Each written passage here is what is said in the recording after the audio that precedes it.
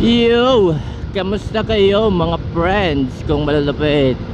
Long time no look sa inyo mga friends. Tagal ko di nag-vlog. Medyo busy lang ang person.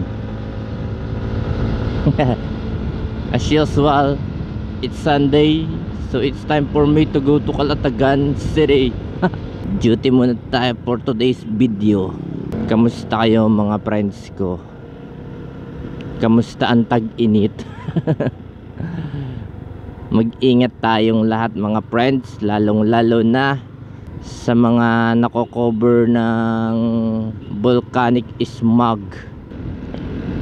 Gusto ko lang sagutin yung mga tinatanong sa atin dito sa ating channel.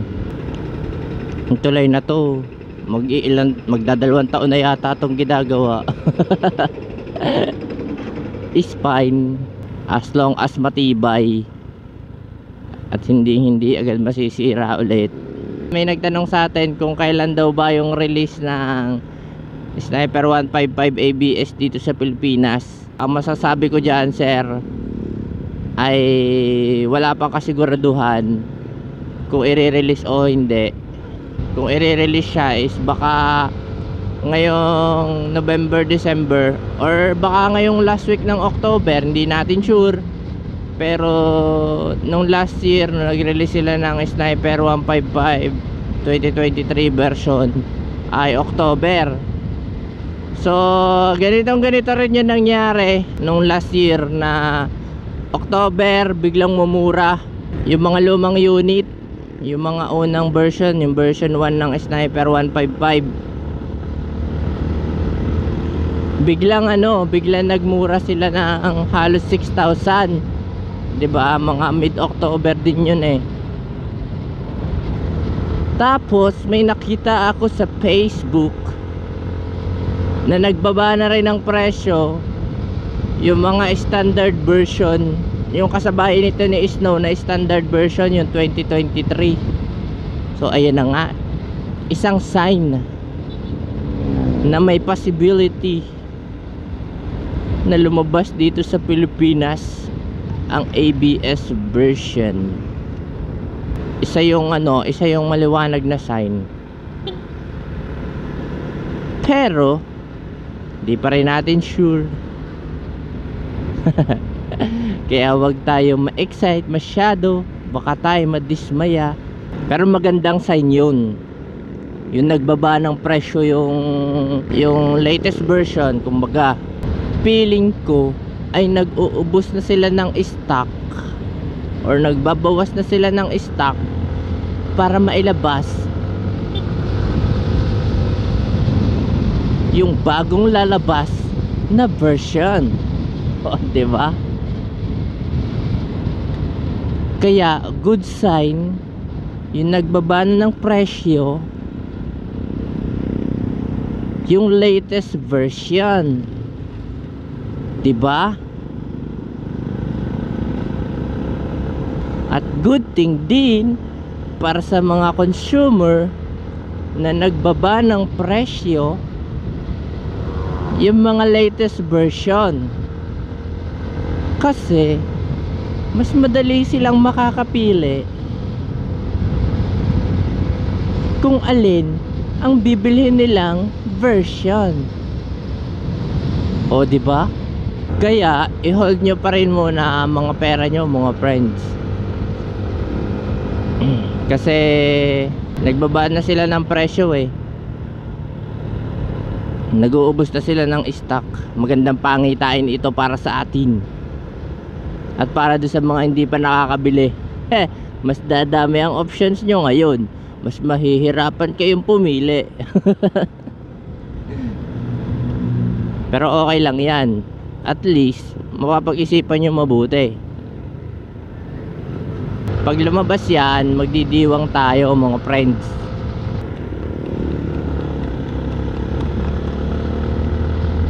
Ang sisir gumigit na pa eh.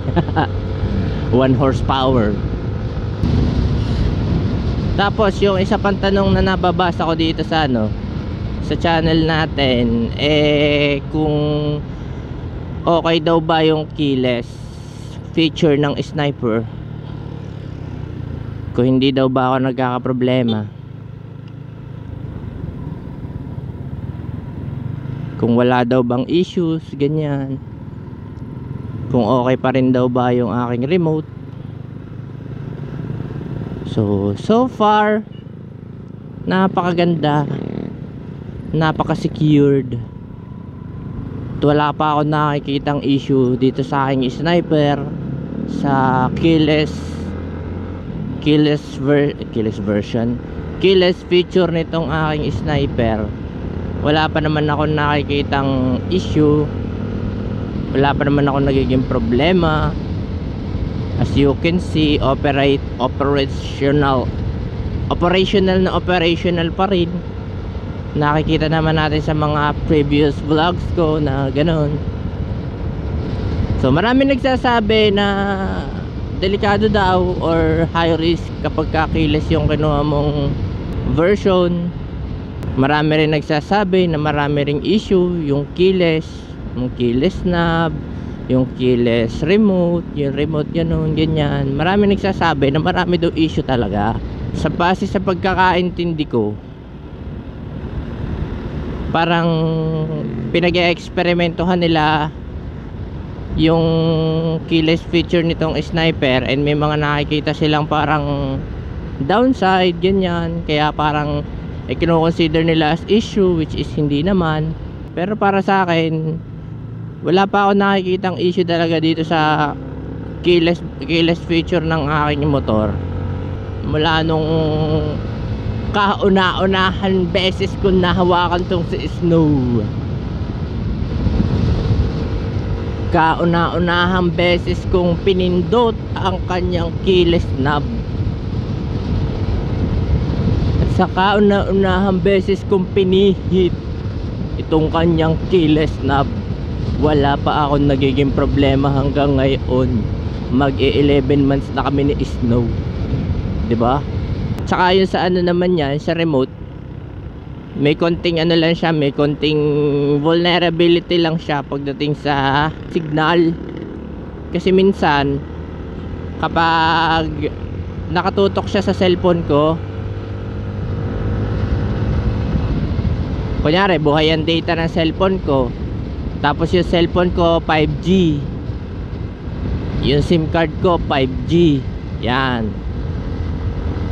medyo na-interrupt yung kanyang signal, or sabihin na natin na yung frequency niya is nakakain nung ano, nakakain ng signal ng cellphone. Ganyan na nangyayari. Minsan habang nasa biyahe ako, tapos yung cellphone ko at saka yung remote ko ay nasa bulsa ko lang, kunyari nandito sa bulsa ko, na magkasama sila sa isang bulsa, nawawala yung connection ng remote sa dito sa ECU. So ang tendency, nabubuhay itong orange na ilaw na yan. Nangyayari yun sa akin minsan eh. Nailaw to, naka-orange yan matagal, tapos pag pinatay mo yung ignition, mag-aano yan, mag-blink, tapos natunog yata, ganyan yung nangyayari. Siguro mga 2 beses pa lang nangyayari sa akin yun. Pero pagka kunyari pinatay mo na, tapos ililipat mo sa kabilang bulsa yung ano mo, yung remote, pag binuhay mo ulit siya, bubuhay mo ulit yung ano, knob, yung electricals. So nakailaw pa rin yun, tapos mawawala na siya yung ilaw kapag napaghiwalay mo na yung cellphone mo tsaka yung remote mo. Tapos pag pinatay mo ulit siya, wala na yung ano, wala na yung ilaw. Ganun yung nangyayari. Siguro na-interrupt lang ng signal ng SIM card tsaka ng cellphone, yung frequency ng remote papunta sa ano, papunta sa tawag dito, sa ECU. So ayun lang naman yung ano, slight issue na hindi naman talaga totally issue. Security wise, napakaganda naman. Hindi naman siya basta-basta napipindot ng iba. Pinapatesting ko rin sa kapatid ko pagka minsan na kung mabubuhay pa rin siya kahit malayo ako. Hindi naman. Parang pag lumayo ka nga ng ng ilang meters lang ba, parang 1 to 2 meters lang, wala na, hindi na mabubuhay. Para mga 6 feet away, hindi na mabubuhay, or mga 5 feet away. Ganun siya ganun siya ka-solid. So hindi lang din siguro na-appreciate ng iba kasi nasanay tayo sa traditional na susi. Pero sa security naman ito, okay naman. Hindi naman nananakaw ang motor ko. Pag nakalak naman siya, nakalak talaga, hindi rin nabubuhay. Ganun. So maganda yung keyless. So depende na lang din talaga sa bibili kung trip niya yung keyless o di susi. So para sa akin maganda tong keyless version. Ayun lang mga friends, parang wala namang problema sa akin.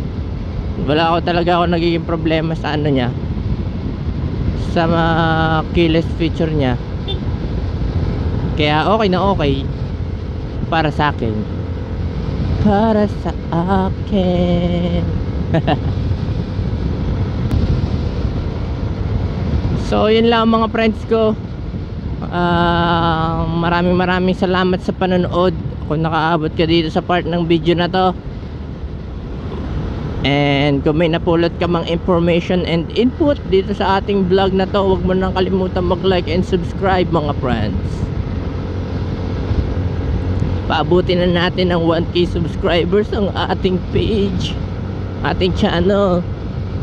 So shoutout nga pala sa YouTube. Maraming salamat sa pagbibigay ng ganitong opportunity para mag-share ako ng knowledge and experience dito sa channel ko. Ayan po. Maraming salamat sa panonood mga friends.